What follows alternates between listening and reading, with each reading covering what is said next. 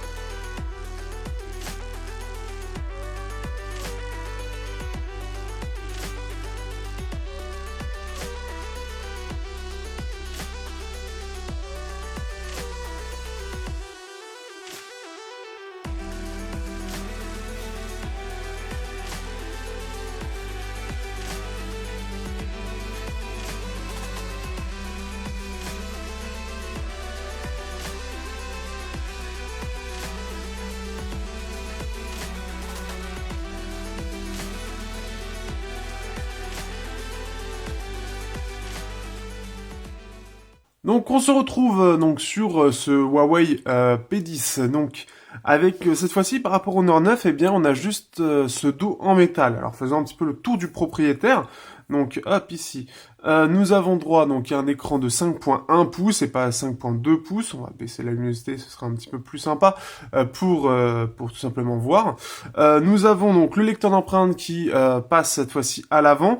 On a donc le haut-parleur avec ici l'appareil photo et on a normalement quelque part dans le tas, et là je ne le vois pas, on a donc malheureusement j'ai les traces de doigts et je suis désolé pour ça, on a les capteurs de proximité.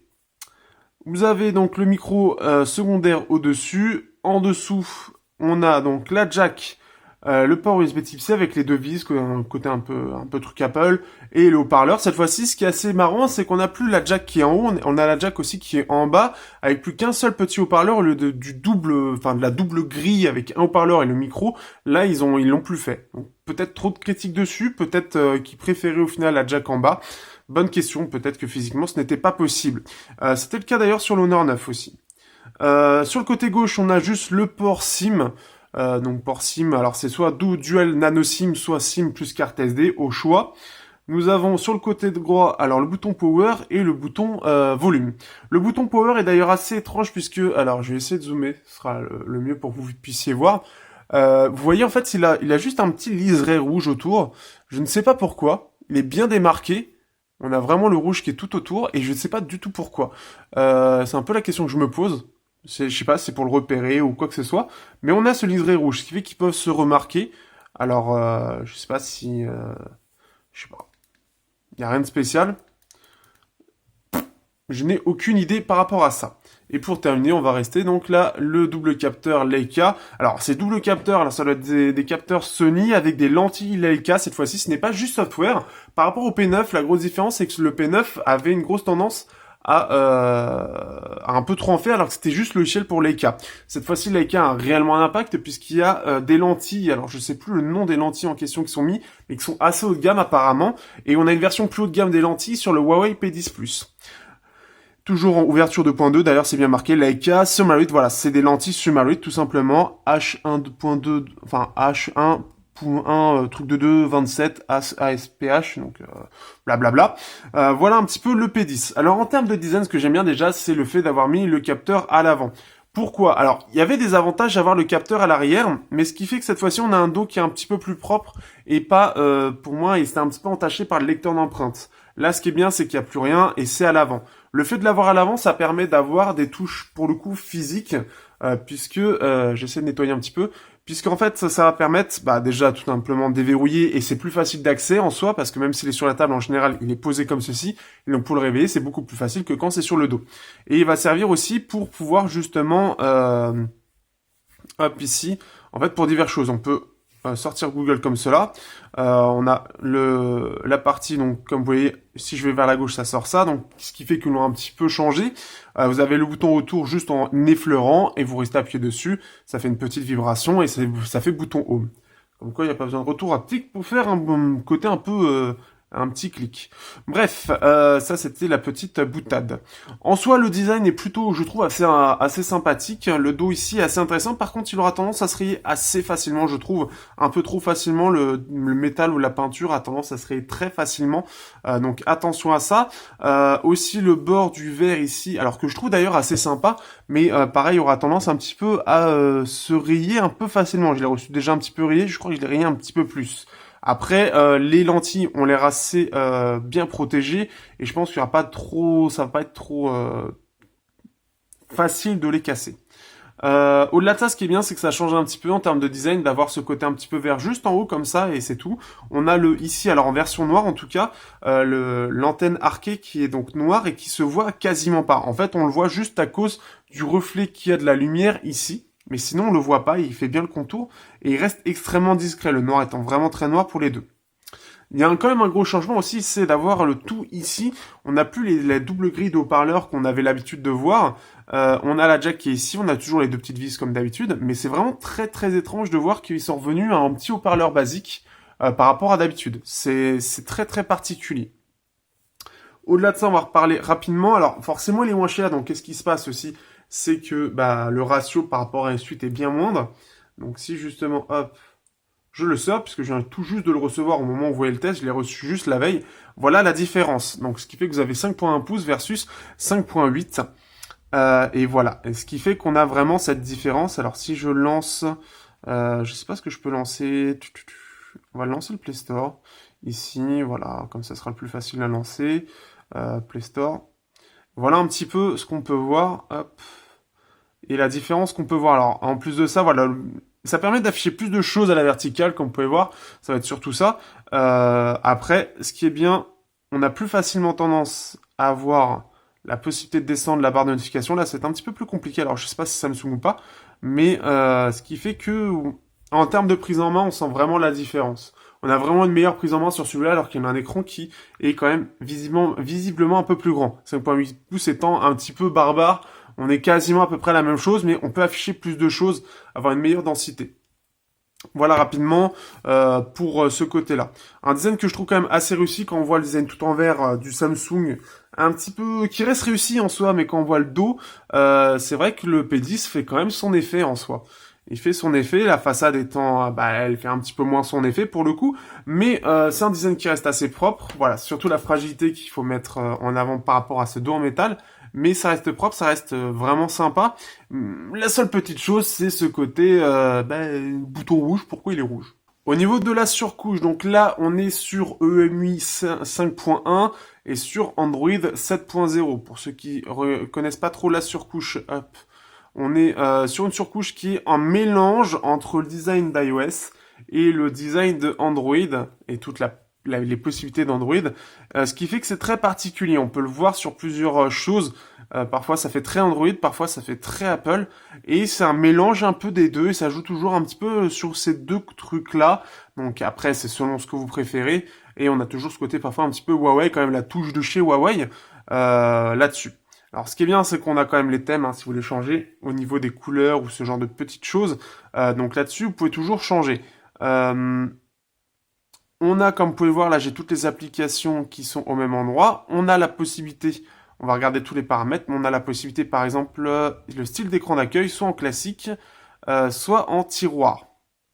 Je ne sais plus, voilà. Moi, j'étais en tiroir, donc ce qui fait que vous avez bien le tiroir d'application, comme ce que vous avez normalement l'habitude de voir, et qui est normalement, comme vous pouvez le voir, ce que j'ai de base.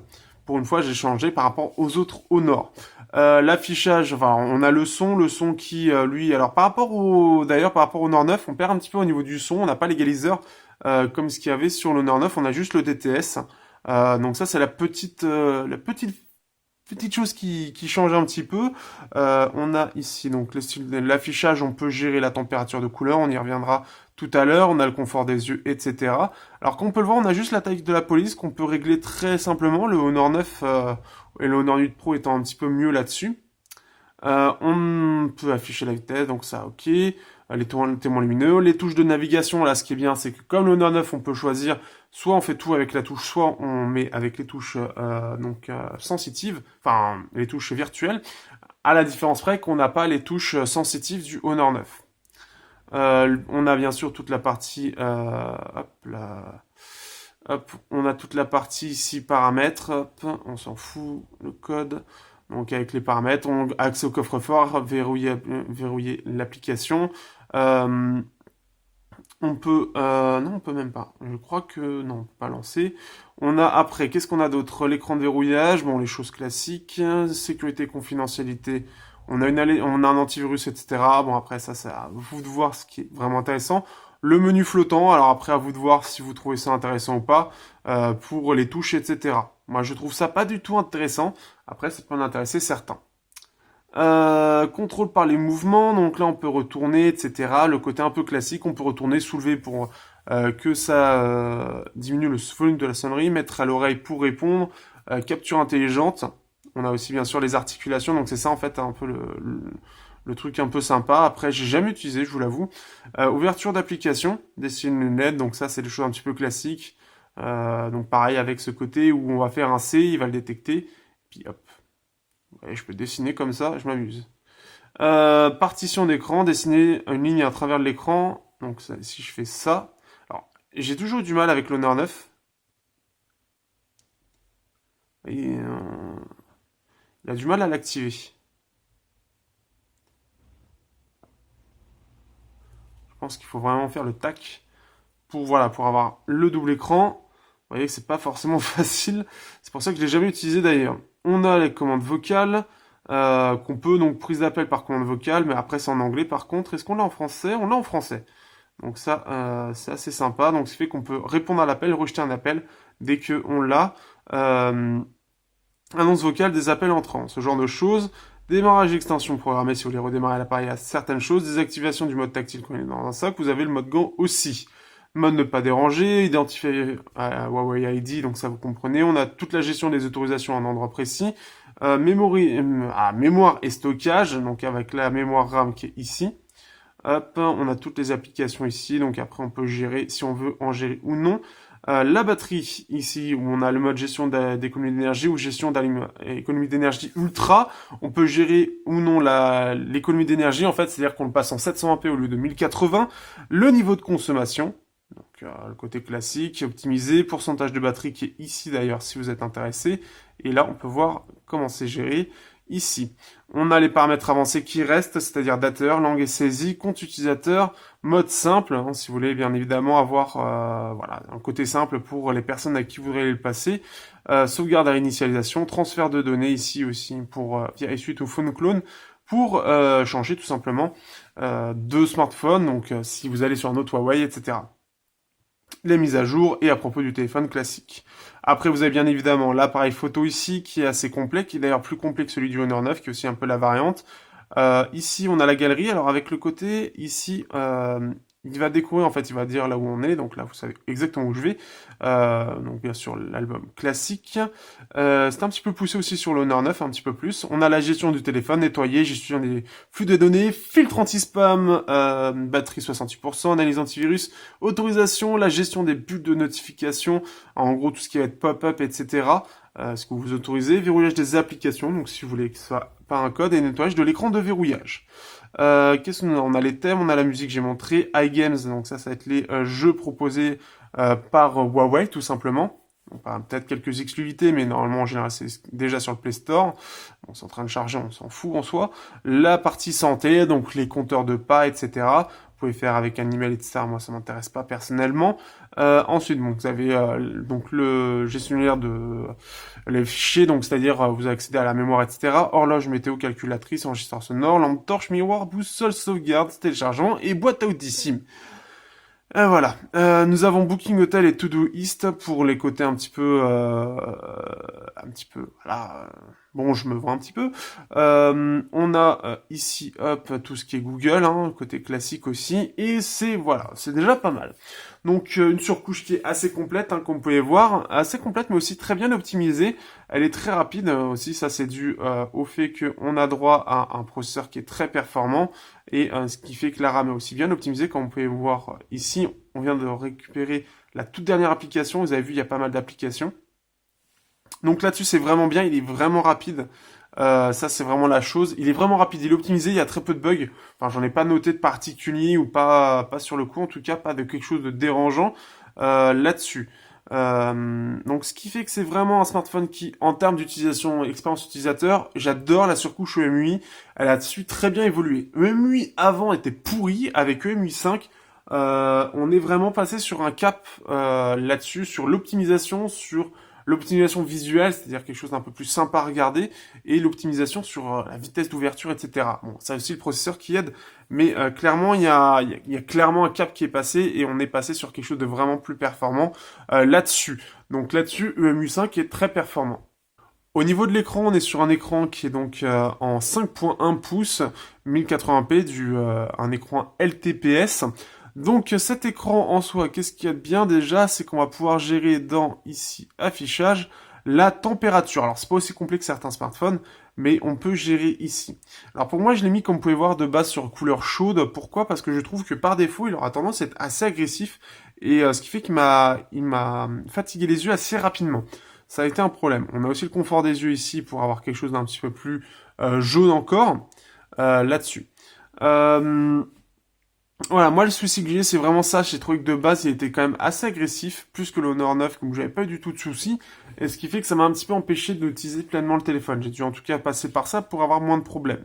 Au-delà de ça, les couleurs sont bonnes. On est quand même sur des bonnes couleurs. Le rouge ressort un petit peu pétant quand même. Mais on est quand même bien mieux que ce que faisait Huawei avant au niveau de l'écran, c'est-à-dire avec un rouge vraiment très pétant. Donc ça, c'est quand même une bonne évolution, et on se retrouve avec un écran qui est agréable à regarder, qui n'est pas pétant, comme je viens de le dire, qui a plutôt des bons contrastes d'ailleurs. On peut le voir un peu jouer aussi avec ce côté un peu sombre, et qui est assez lumineux aussi, hein. On a pu le voir en début de vidéo, hop, ici, si je remets à fond, hop, ici, on voit que c'est vraiment très lumineux. Au minimum, ça va être très peu lumineux. Donc là-dessus, c'est bien géré, ce qui fait que même le soir, quand même, on est plutôt bien avec le confort des yeux. On est sur quelque chose de sympa. Au niveau des angles de vision, comme vous pouvez voir, on est bon aussi, hein, donc comme tout écran aujourd'hui. Après, c'est haut de gamme, donc heureusement aussi, j'ai envie de dire. Mais voilà, déjà en termes de justesse des couleurs, il y a quand même une grosse amélioration. On a quelque chose d'un petit peu plus... ça reste un petit peu, en soi, un petit peu saturé pour faire plaisir à l'œil, mais c'est beaucoup mieux, c'est un petit peu plus homogène, et c'est un peu plus agréable à regarder, en se disant pas, il y a un truc qui va pas sur les couleurs. On a quand même ici le rouge qui a tendance... Oula. On a un rouge qui a tendance à ressortir pas mal, ce qui fait que c'est surtout ça en fait. Mais globalement, l'écran est plutôt pas mal. Avec ce système en plus, au niveau de l'écran, au niveau de la résistance, comme là je n'ai pas de quoi le protéger, la résistance, c'est dans la moyenne, on n'est pas sur quelque chose d'extraordinaire. Comme vous pouvez voir, ça prend les traces de doigts. Et c'est au niveau des rayures, ça reste correct, je l'ai pas trop rayé, mais il prend un petit peu les rayures. Il y en a une notamment tout en haut. Donc ça, attention, après c'est comme tous les téléphones, hein, n'hésitez pas à prendre de quoi le protéger. Hein, on peut voir ici qu'il y a une petite... c'était un petit peu abîmé ici, aussi un peu ici. Bon, on voit avec les traces de doigts que ça ressort en fait. Et on a une rayure aussi ici, je sais pas si je vais pouvoir la montrer. Non, elle se voit pas. Donc voilà un petit peu là-dessus. Donc après, n'hésitez pas à prendre tout ce qu'il faut pour pouvoir le protéger, sachant que vous avez aussi une coque qui est mise dans l'appareil pour pouvoir le protéger derrière et un peu surélever le devant.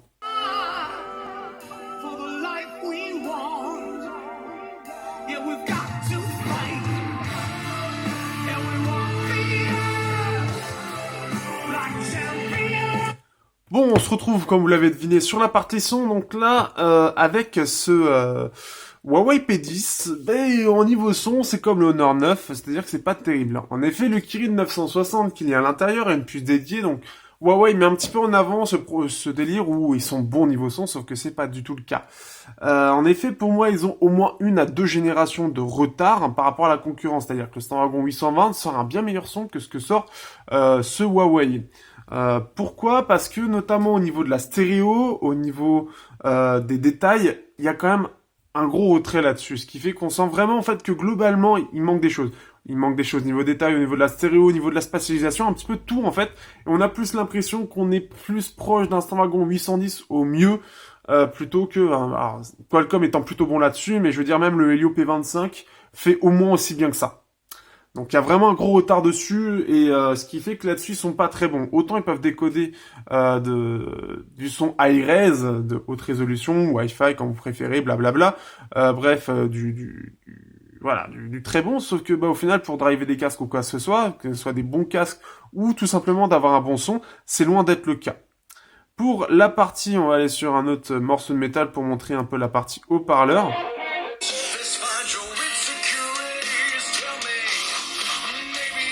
Alors là, il y a quelque chose de très très clair. On comprend très bien que ce qui a été mis en avant, et c'est souvent ce que met en avant Huawei d'ailleurs là-dessus, avec le côté conf call, etc., ce sont les voix. On l'entend très clairement, on entend beaucoup plus les voix que tout le reste.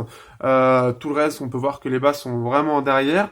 On peut voir que les instruments sont vraiment... Enfin voilà. C'est-à-dire que pour de la musique, c'est clairement pas fait pour, c'est vraiment plus fait pour écouter des personnes en soi autour de nous. Donc là-dessus, niveau son, ils sont vraiment... Bah, voilà, je trouve qu'il y a encore du travail à faire. Ils sont en retard par rapport à la concurrence.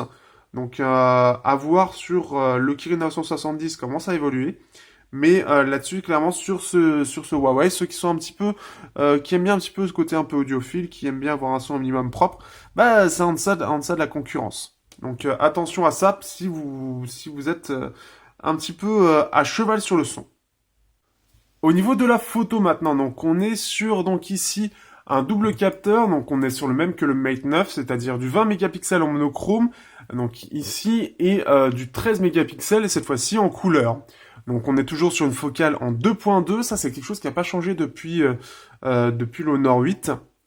Donc ça c'est un petit peu dommage, enfin même le P9 en soi, c'est resté en 2.2, ce qui fait que c'est pas extraordinaire, notamment de nuit. En fait c'est surtout là le problème, c'est-à-dire que dès que les conditions vont commencer à être un petit peu moyennes, il va commencer à perdre en détail, il va commencer à être beaucoup moins intéressant que la concurrence là-dessus. Et donc il va se faire attraper.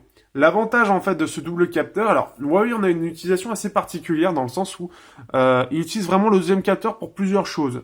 Il l'utilise principalement pour le mode bokeh, c'est là où il va être vraiment utile, c'est là où il va être vraiment utile côté logiciel, c'est-à-dire que c'est lui qui va accentuer plus ou moins le bokeh, qui va vraiment déterminer le côté un peu 3D de l'objet, c'est-à-dire que quand il va prendre l'objet, bah il va pas voir que c'est du 2D, il va voir que c'est du 3D, donc il va prendre ça parce qu'il pourrait prendre ça pour un truc derrière-plan.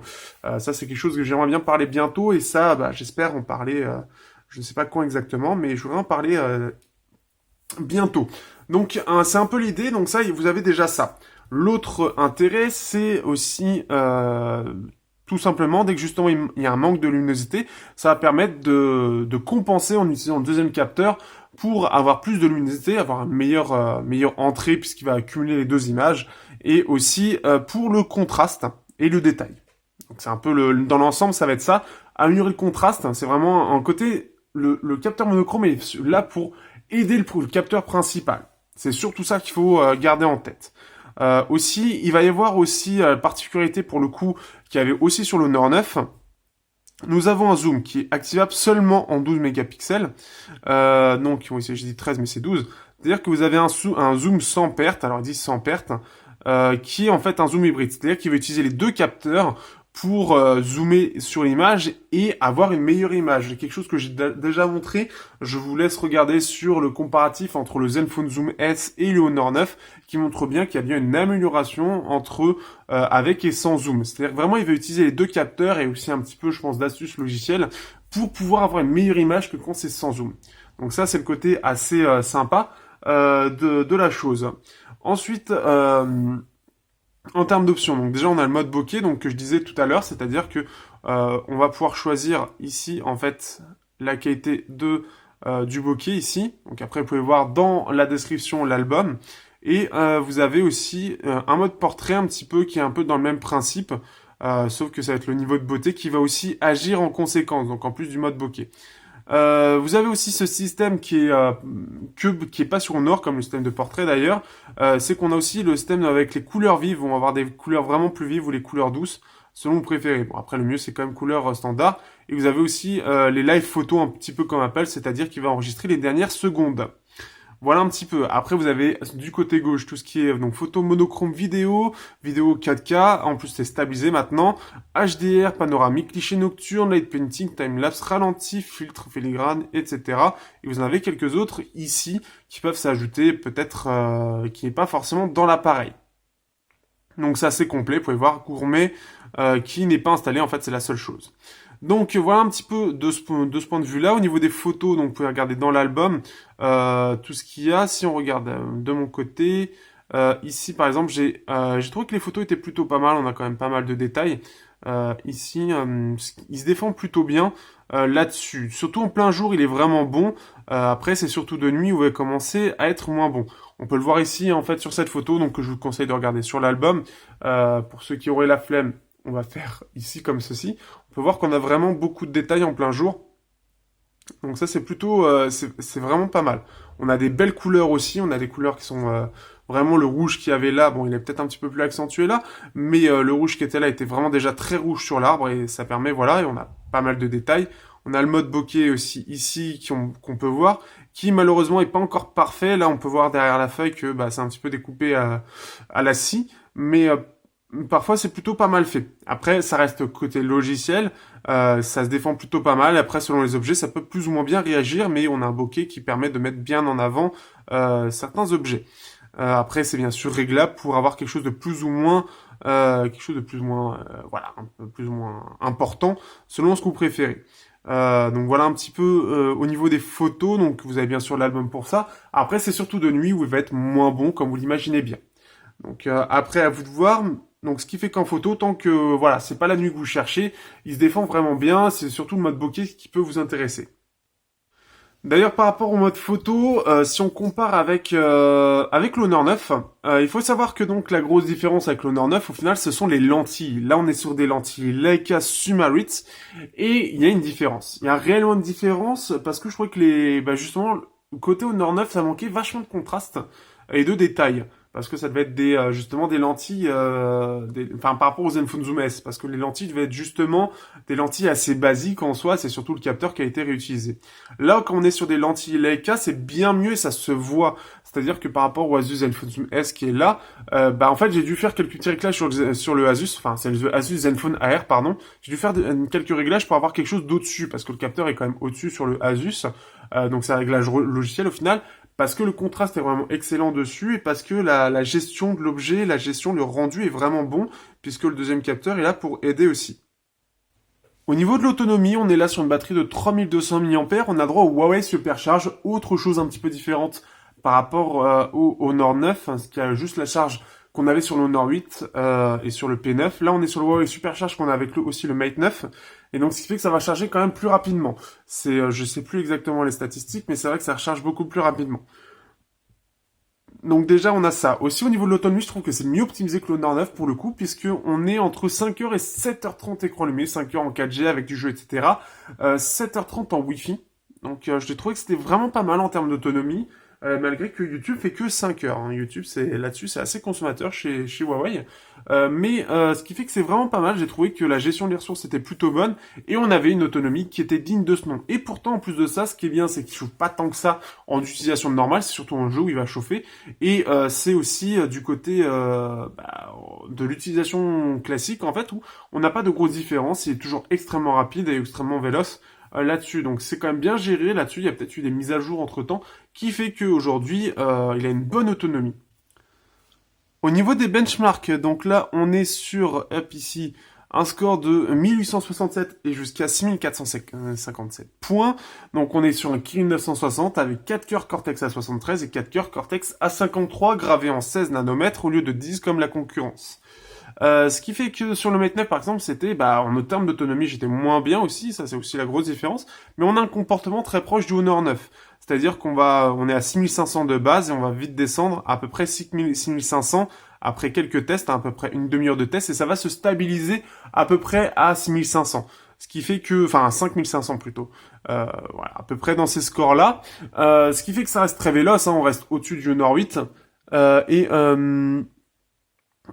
Comment dire, ce qui fait que c'est quand même très bon, hein. On est sur un très bon score, on est sur un score que fait la concurrence aussi, que ce soit du côté de Samsung avec le Exynos 8895 ou le Snapdragon 835, hein, sauf qu'on est en 16 nanomètres ou le 10, ce qui fait une différence en termes de chauffe, etc. Et donc ça veut dire que c'est quand même bien maîtrisé, sachant que les Cortex A73 au départ étaient pas très bien maîtrisés par Huawei avec donc justement le Mate 9 en termes de consommation. Là on est sur quelque chose de bien meilleur, et en plus de ça, voilà, par rapport au Mate 9 justement, il se bride, il reste pas à 6500 tout le temps, il se descend un petit peu justement parce qu'il chauffe un peu. Au niveau des scores, donc là sur GFX Bench en test long comme d'habitude, on est sur un score ici de 661 frames. Donc si on compare, hein, on est sur quelque chose qui se fait... Alors 661, pourquoi j'ai 661? Oui non, c'est 1000, pardon, hop ici. 1065 avec par contre une autonomie de 156 minutes, donc ça fait pas beaucoup. On doit être à peu près la même chose, donc 135 sur l'Honor 9. On peut voir que c'est un petit peu moins optimisé justement au niveau de la batterie. Donc ce qui fait que le P10, il est assez performant, surtout qu'en plus on peut le mettre en 720p, donc 2 fois plus performant jusqu'à 2000 points. Et si on confirme, donc là on est à 1065. 1065, alors oui bon, l'iPhone 8 c'est à 4042, ok, mais si on compare, le OnePlus 3 est à 1879. Pareil, en 1080p, on a le OnePlus 5 à 2300, donc un peu mieux aussi, qui là-dessus est bien optimisé pour les benches pour le coup, mais un bon score, hein, si on compare avec le Mi 6 qui est lui aussi en 5 pouces, Mi 5 déjà on est à 1500 et Mi 6 on est à 1662. Donc ce qui fait que ça reste des bons scores, on est un peu en dessous en termes de bench, en termes d'utilisation on est les malices sont extrêmement bons et on va le voir tout de suite après en jeu. Ce qui fait qu'effectivement bench il est un petit peu en dessous, on peut le mettre en 720p et avoir des scores bien meilleurs et ça c'est plutôt cool pour justement dans la longévité avoir un maximum de jeux. Hop, vous le mettez en 720p et hop les jeux deviennent beaucoup plus fluides parce que vous êtes en 720p et en 5 pouces ça se voit pas beaucoup. Au niveau de la mémoire, alors là, je vais pas vous faire un Androbench. Pourquoi? Tout d'abord parce que j'ai pas l'application, mais aussi parce qu'il y a une raison un peu particulière. Il faut savoir que les Huawei P10 ont été touchés par le Mate 9 aussi ont été touchés par une petite polémique du fait qu'ils étaient soit en mémoire eMMC 5.1 avec de la DDR3 au niveau de la RAM, donc le plus mauvais, le plus bas de gamme entre guillemets, soit de l'UFS 2.0 un peu plus haut de gamme de l'année dernière avec de la DDR4 en RAM, soit de l'UFS 2.1, donc la toute dernière version de la mémoire très rapide, et donc toujours de la DDR4. Et ce qui fait que selon les utilisateurs, ils avaient droit à une des 3 versions et totalement de façon aléatoire, en payant le même prix. Alors, bon, on se dit oui effectivement, c'est pas normal. J'ai pu tester entre le Honor 8, c'était quoi, c'est le Honor 9 ou je sais plus quel appareil qui était alors le Honor 8 Pro qui était avec de la RAM justement la version UFS 2.0 et le Honor 9 qui était avec de l'eMMC 5.1 qui là par contre était précis, c'était que de l'eMMC 5.1 pour être très clair et il y avait aucune différence. Clairement ça se joue à rien. Je suis même pas sûr au final que la différence que je voyais parfois était réellement liée à ça parce que parfois ils prenaient l'avantage, etc. Donc ça c'est une fausse polémique et au final ça peut être très aléatoire. Donc il n'y a pas de réelle différence à l'utilisation entre ces 3 types de mémoire. Je tiens à vous le dire tout de suite que ce soit au niveau de la RAM ou que ce soit l'ouverture d'application. On se retrouve sur World of Tanks. Donc là, c'est un jeu de tank donc qui est très connu sur PC, qui est débarqué sur mobile. Et donc, bon, alors là, il est pas à fond, je me suis pas pris la tête, je vous l'avoue. Donc World of Tank, qui a des graphismes qui peuvent mettre un petit peu parfois à genoux. Certains, les hauts de gamme, ça passe, mais les milieux de gamme, ça aura plus du mal. Par exemple, le Snapdragon 125, là-dessus, en médium, 30 FPS. Hein. Là, on est en médium, 60 FPS, mais aussi, vous pouvez voir sur l'Honor 8 Pro, au maximum, c'est aussi du 60. Oh putain, je me suis fait violer. Mais... Taillot, suicide. Bon, bah voilà, ça c'était très très nul. Mais en gros, c'est un jeu qui, qui demande beaucoup de ressources, qui va faire chauffer le téléphone aussi. Alors c'est un petit peu plus limité qu'avant, mais ça reste un téléphone qui chauffe beaucoup. Le Kirin 960 est réputé pour ça, et je l'ai eu en main assez pour savoir justement que c'est assez réputé pour ça. Maintenant, c'est un petit peu plus bridé aussi, mais voilà.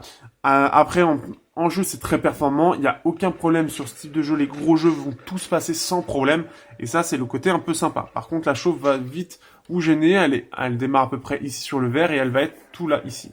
Donc attention à ça là-dessus. Mais tous les jeux du Play Store vont passer sans problème. La puce qui a été choisie et les performances qui en découlent sont vraiment très bonnes. Donc là-dessus, aucun problème.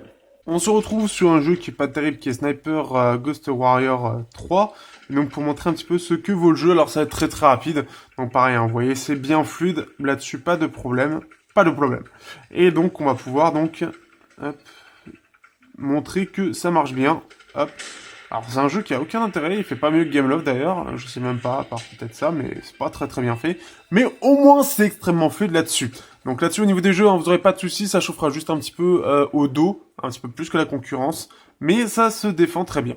Donc au niveau, que dire de ce P10+, enfin P10 parce que je peux plus, eh bien déjà entre le Honor 9 et lui, qu'est-ce qui vous ferait choisir l'un ou l'autre? Déjà le Honor 9, il est moins cher, mais il perd un petit peu en termes de photos, c'est un peu moins bon. Et aussi côté supercharge, vous perdez un petit peu. Il y a un petit peu aussi en autonomie, soit il y a peut-être eu des mises à jour qui l'ont réglé, ça je ne sais pas.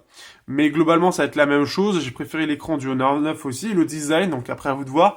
Et le prix est quand même plus intéressant pour les petites choses qui diffèrent, ça reste moindre là-dessus.